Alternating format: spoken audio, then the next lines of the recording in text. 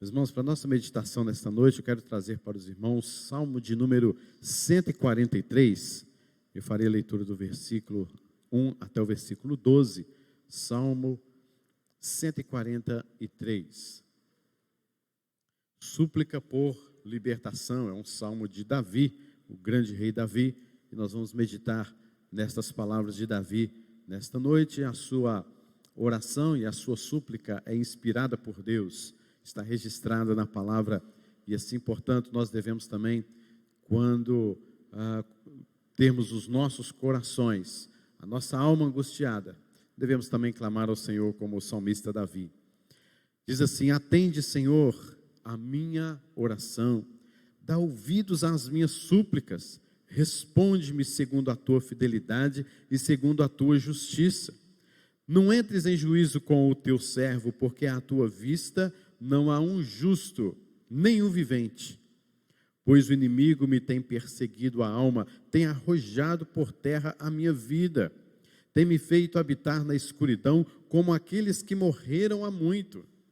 Por isso, dentro de mim esmorece o meu espírito, e o meu coração se vê turbado. Lembro-me dos dias de outrora, penso em todos os teus feitos e considero nas obras de tuas mãos. A ti levanto as mãos, a minha alma anseia por ti, como terra sedenta.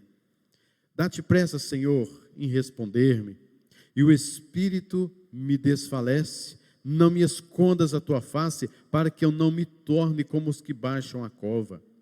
Faze-me ouvir pela manhã da tua graça, pois em ti confio. Mostra-me o caminho por onde devo andar, porque a ti elevo a minha alma. Livra-me, Senhor, dos meus inimigos, pois em ti é que me refugio. Ensina-me a fazer a tua vontade, pois tu és o meu Deus. Guia-me o teu bom espírito por terreno plano. Vivifica-me, Senhor, por amor do teu nome, por amor da tua justiça. Tira da tribulação a minha alma. E por tua misericórdia, dá cabo dos meus inimigos e destrói todos os que me atribulam a alma, pois eu sou o teu servo. Senhor, fale profundamente aos nossos corações, traz alento à nossa alma, traga vigor, a palavra do Senhor que é viva e eficaz, que venha fortalecer nosso coração na tua presença, em nome de Jesus. Amém. Meus irmãos, pelo que nos parece, diante deste salmo, Davi estava passando por duas guerras. Primeiro, a guerra que possivelmente, devido à ocasião deste salmo, era uma guerra contra o próprio rei Saul, que por causa de ciúme e inveja o perseguia, querendo até mesmo matá-lo. O perseguia porque Saul o viu como alguém que iria assentar-se no seu trono pela boca do próprio povo. Então Saul o persegue com o desejo de matá-lo. Isso já é o suficiente para ter uma angústia na alma, isso já é o suficiente para ficar aflito, porque Saul era um homem poderoso nas batalhas, era um homem também de guerra. Mas uma outra guerra que Davi aqui enfrenta é uma guerra dentro do seu próprio coração para com Deus. Não porque ele estivesse em guerra com Deus, mas porque o seu coração estava em angústia devido ao fato de ele perceber quem ele era e o que estava acontecendo ao seu redor. Ele se considera como um pecador e, como tal, ele vê que ele também estaria em guerra contra o Senhor, no sentido de que a sua alma precisava do seu refrigério, da sua paz, precisava do seu alento, da sua boa mão sobre ele para conduzi-lo à paz, à reconciliação com o seu próprio Deus. Davi estava passando então por esses momentos, queridos, e ele havia concluído que o sofrimento pelo qual ele estava passando, possivelmente, fosse em função do fato de que ele estivesse em algum momento pecado contra o Senhor. Isso é demonstrado no próprio versículo de número 2, onde ele diz: não entres em juízo com o teu servo, porque à tua vista não há justo, nenhum vivente. Então Davi, ele tem o seu coração voltado para si mesmo, entendendo que ele é um pecador e que ele precisava da misericórdia de Deus. E ele vê com tudo isso o sofrimento em função dos ataques dos seus inimigos. Os seus inimigos, Saul, o seu exército, estava à procura. E pelo contexto também deste salmo, possivelmente Davi estivesse numa caverna, escondido na escuridão daquela caverna, com o seu exército, com os seus homens, em silêncio total, esperando de alguma forma a libertação, esperando de alguma forma a ação de Deus sobre a sua vida. O primeiro versículo, queridos, nos fala que ele demonstra, ele abre o seu coração naquela caverna, naquela escuridão, e diz: atende, Senhor, a minha oração, dá ouvidos às minhas súplicas, responde-me segundo a tua fidelidade e a tua justiça. É claro que no versículo número 2, como a gente vê essa declaração da aplicação da sua graça sobre a vida dele, para que Deus não entrasse em juízo contra ele, mas aqui a gente percebe que não há uma designação específica de um pecado dele, mas é o reconhecimento simplesmente de que ele é um pecador e que ele precisava urgentemente da graça do Senhor sobre a sua vida. E ele declara a fidelidade de Deus, ciente de que ele era infiel, ciente de que apesar de todas as coisas que ele possuía e que ele fazia, ele se colocava e se portava como um infiel diante de Deus, porque na sua vista não há um justo, não há um vivente sequer, e Davi clamava por sua imensa graça.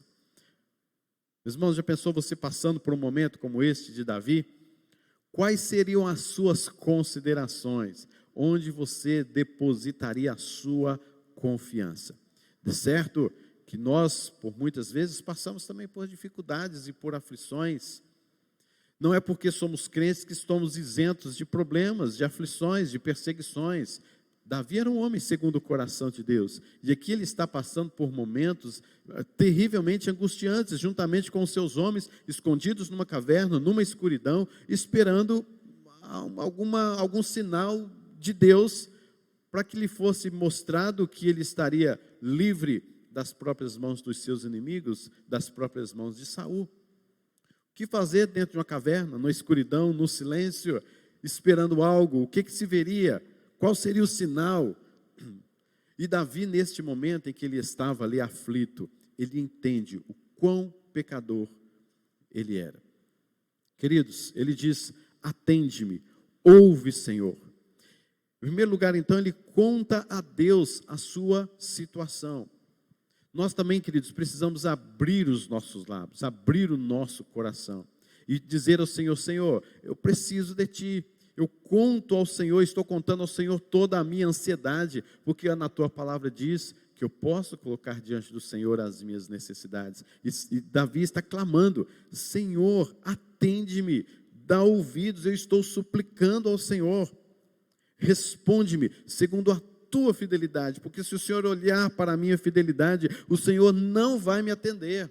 Se o Senhor olhar para a minha infidelidade, o Senhor não me colocará um bom termo, não refrigerará o meu coração, e eu estarei aqui sendo levado como cadáveres que estão mortos há tanto tempo, sepultados há tanto tempo, e eu estarei como eles. Portanto, não olhe para a minha infidelidade, não entres em juízo com o teu servo. Confessar a Deus os nossos pecados, saber que nós somos pecadores. Isto, queridos, é algo valioso, de preciosidade que nós temos, quando nós sabemos, movidos, é claro, pela palavra de Deus. A preciosidade está na palavra de Deus, e essa preciosidade da palavra de Deus nos mostra que somos pecadores, que precisamos de clamar ao Senhor: Senhor, não entre em juízo contra mim. Sou o teu servo.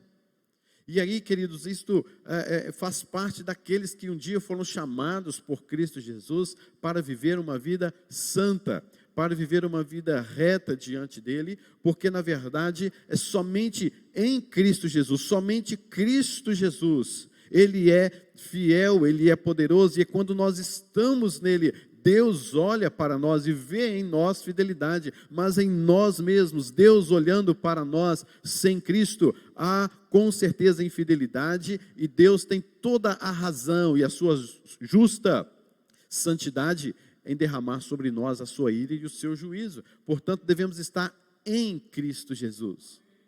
E quando estamos em Cristo Jesus, somos levados a confessar isso que Davi está falando. Não entres em juízo. Apesar do seu sofrimento, da sua angústia, havia guerra no coração dele. Senhor, eu estou em pecado. Queridos, a gente não pode dizer categoricamente de que sofrimentos pelos quais nós passamos é devido diretamente ao pecado que você está cometendo diante de Deus. Mas uma coisa é certa, queridos, que devido ao pecado original, devido ao pecado de Adão e Eva, e toda a maldição dada por Deus a toda a criação, nós entendemos que os sofrimentos pelos quais estamos passando são sim consequências diretas deste pecado. Mas há, de certa maneira, com certeza, podemos afirmar também com certeza que há sofrimentos do cristão, que há momentos de tribulações de cristãos, que são sim devido ao seu pecado específico, não apenas consequências do seu pecado, mas como peso da mão de Deus, até que o disciplina e volte novamente a Ele, confessando os seus próprios pecados. Então, queridos, é necessário nós, assim como o salmista Davi, fazermos esta análise na nossa vida, dizendo ao Senhor: Senhor, atende a minha súplica, mas que o Senhor olhe para mim com ar de misericórdia, não entre em juízo contra mim, porque eu sei que eu sou pecador, eu sei que o pecado está sempre diante de mim.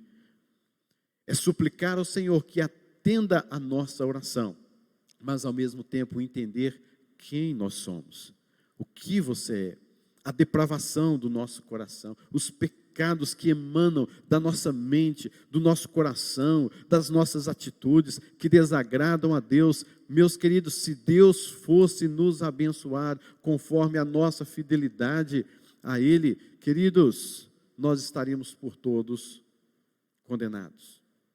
Mas é pela fidelidade de Cristo Jesus, e em Jesus Cristo, sendo mais do que vencedores, nós podemos clamar ao Senhor: não entres em juízo contra o teu servo. Responde-me segundo a tua fidelidade e segundo a tua justiça. E quando ele abre o seu coração, contando a situação a Deus, ele confessa então o seu estado, a sua depravação, ele como um pecador diante de Deus.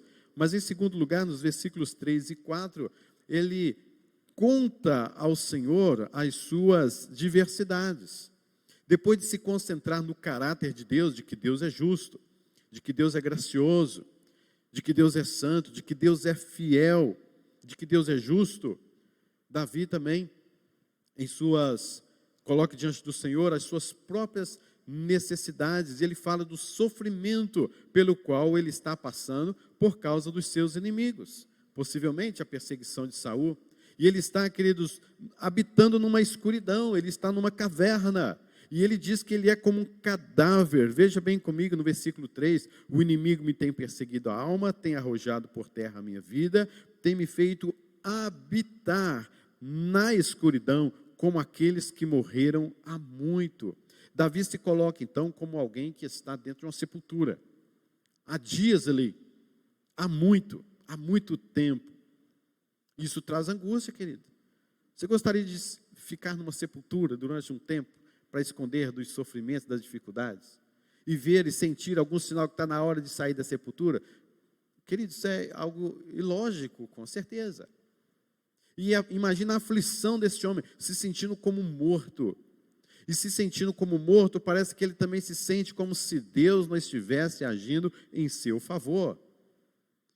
E ele clama ao Senhor na mais profunda da sua sepultura, na mais profunda da caverna em que ele está, e também da escuridão, da caverna, da sepultura, do túmulo que está também no seu próprio coração. Ele abre o seu coração, ele rasga as suas vestes, ele abre a sua mente e fala: Senhor, o inimigo me tem perseguido.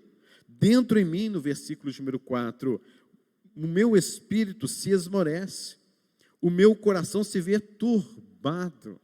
Esta é a mesma palavra usada por Jesus Cristo. Não se turbe o vosso coração. Credes em Deus, credes também em mim. É hora, queridos, de deixar a caverna. É hora, queridos, de largar a sepultura. É hora, queridos, de sair como aqueles que dizem do fundo do poço. Há pessoas que dizem: não existe fundo do poço, porque quando você acha que já está no fundo do poço, você pode afundar um pouco mais, né? E há pessoas assim. É hora, queridos, de clamar ao Senhor: Senhor, o meu espírito se esmorece, o meu coração se vê turbado.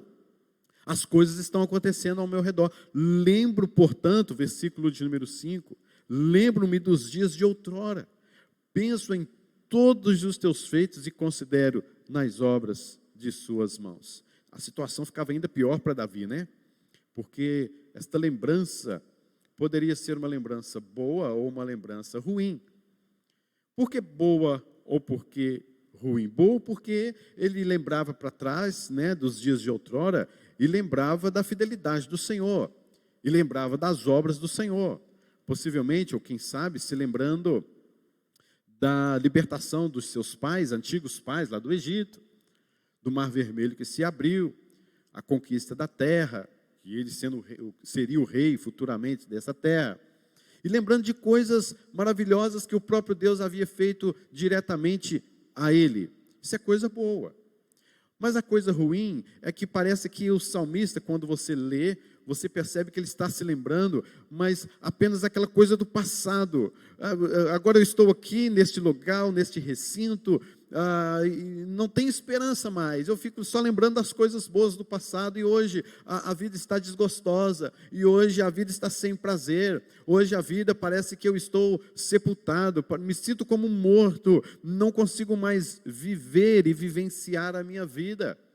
Então ele lembra como um fato de algo muito bom, mas ele também se lembra como se fosse algo algo ruim também para a vida dele, porque parece que a esperança dele de hoje havia se esvairado.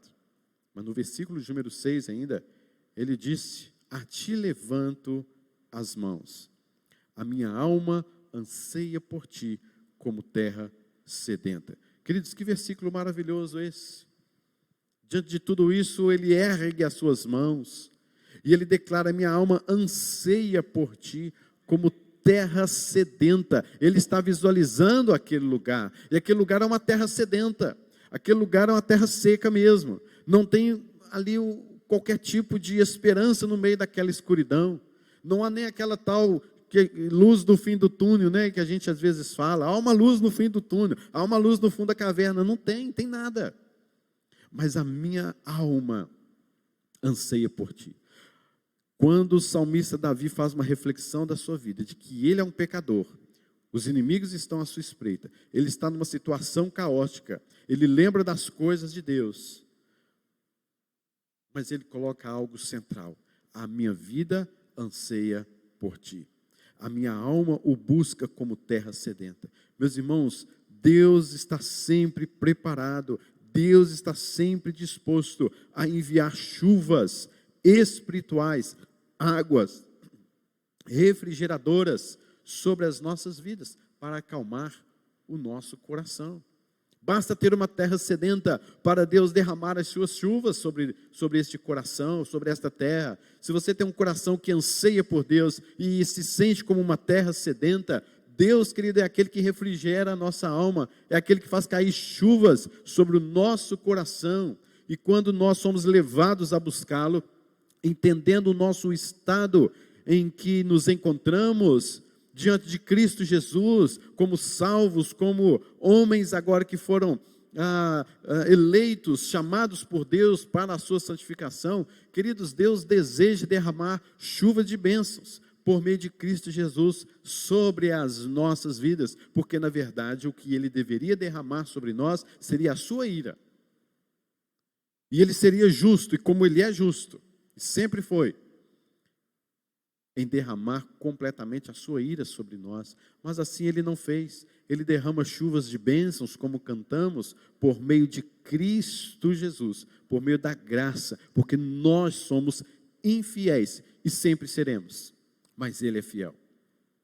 E é nele que nós estamos, e é nele que devemos confiar. E se o nosso coração está sedento, por meio de Cristo Jesus, Ele enviará chuvas de refrigério sobre nossas vidas. Considero nas obras de tuas mãos. Para terminarmos, versículo número 5, e considero nas obras das tuas mãos. Meus queridos, o que você tem considerado nos dias maus? O que você considera? O que tem valor? O que te eleva? O que traz paz para você? Em que você vê saída? Em que você vê algo que possa trazer refrigério à sua alma nos dias maus? Davi disse: considero nas obras das tuas mãos. O que você tem considerado? Algumas pessoas consideram, queridos, que enquanto as coisas estão ruins, que tudo se acabará mal.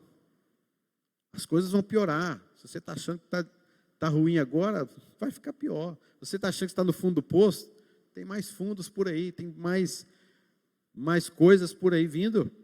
Tudo vai se acabar mal. Há pessoas que consideram que não tem mais jeito, já tentou tantas vezes, já foi desta forma, já foi desta maneira, não tem mais jeito. Há pessoas que consideram a vida assim: acabou, não tem mais jeito. Chegou ao ponto final, já era, não tem mais jeito. Outras pessoas consideram: olha, sempre foi assim e vai acabar assim. Não tem o que fazer, não há expectativa de mudança, não há expectativa de transformação. O que nós consideramos? Consideramos o nosso desespero, consideramos as nossas angústias, e são nesses momentos que nós tomamos a grande maior parte das nossas decisões, com cabeça quente, com angústia, com desespero. Davi, se ele tivesse aqui com sua cabeça mais quente ainda do que ele já estava, no seu desespero, ele teria saído da caverna e teria se entregado, teria feito qualquer coisa, mas ele resolveu considerar nos feitos do Senhor, nas obras das tuas mãos. E é isso, queridos, que eu quero que você aprenda, que nós aprendamos, que saibamos nos considerar as obras das mãos do Senhor sobre a sua vida. O que Ele fez, Ele continua fazendo. Ele pode fazer até coisas diferentes, mas o que não muda é o seu ser. O seu ser é imutável. Deus pode nos tratar de diferentes maneiras, talvez não como Ele tratou lá no passado, Ele pode tratar de diferentes maneiras hoje, mas o fato é que o seu caráter não muda, e sabendo que o seu caráter não muda, nós podemos considerar nas obras de suas mãos, nós podemos trazer para o nosso coração, de que Ele, sendo fiel, e sempre será, Ele nos levará a bom termo. Que Deus abençoe sua vida, e que numa próxima terça-feira, quero continuar este salmo, um salmo lindo, um salmo profundo, mas que você possa considerar nas obras das mãos do Senhor, e que você possa buscá-lo, entender que você é, lembrar dos feitos do Senhor, saber de tudo que está acontecendo, mas sempre se lembrar da fidelidade do Senhor sobre a sua vida. Que Deus te abençoe com esta palavra, em nome de Jesus.